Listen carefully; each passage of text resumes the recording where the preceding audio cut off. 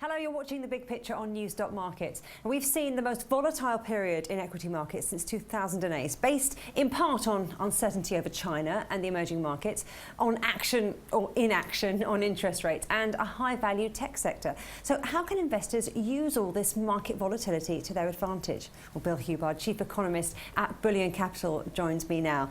Thanks so much for coming in. Now, the ECB have stuck tight, yes, but the markets are still worried about whether or not the Fed are going to move in coming weeks.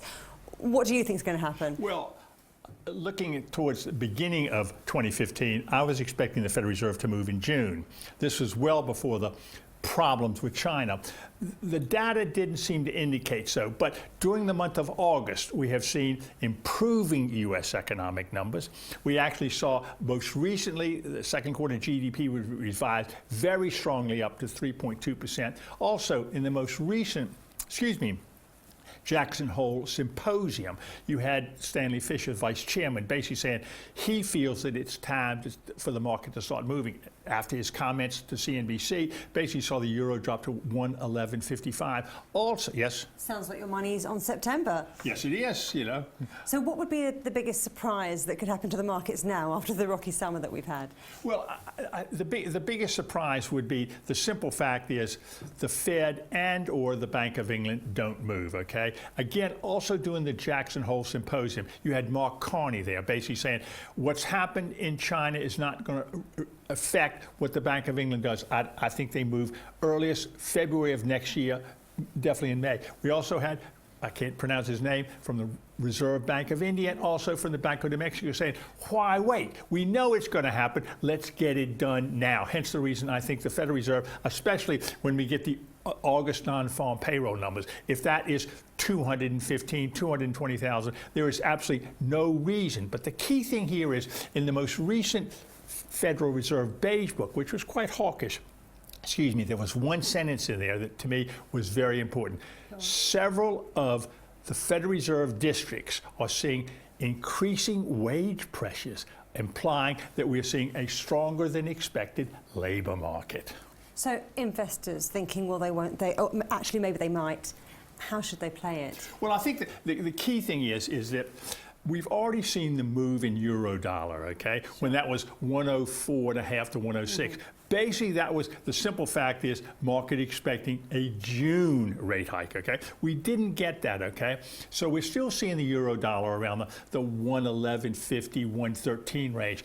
Now, with the European Central Bank, looking at euro dollar, this rate is too high for some of the exporting countries in the Eurozone. So it's really going to be a question of what Magic Mario, Super Mario, or jawboning Mario can he start talking down the euro? It's much too high. Now, let's talk about you a little bit and your new role. Just a little bit. A little bit. At Bullion Capital, the focus there is on the metal market. Yes. So what's your outlook there? Well, the question is, we have seen a nice rally, especially in gold. Two major reasons, okay? Safe haven. But one of the things where people get distorted, okay? And it goes back to your question about the euro dollar. It's not so much euro dollar. The euro now is what they call a funding currency. Funding for whom? Turkey.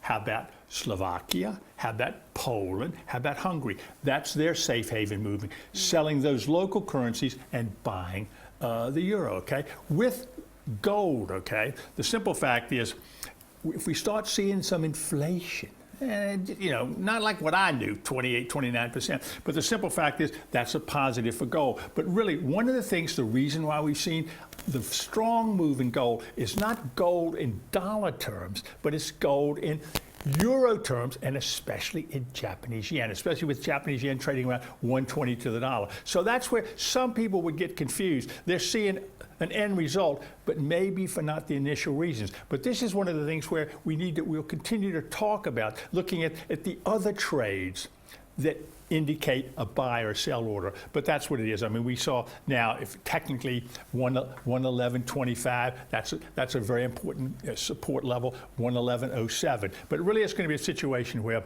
most of the commodities away from gold and oil have already had a very bad year the past few weeks, okay? We're talking 6-7 year lows. So they've had a pretty bad year of it, Yes. 6-7 year lows, so Yeah. it might be an opportunity then to look at other trades. Bill Hubbard, Yes. thanks ever so much. My It's great pleasure. to have Thank you you. in.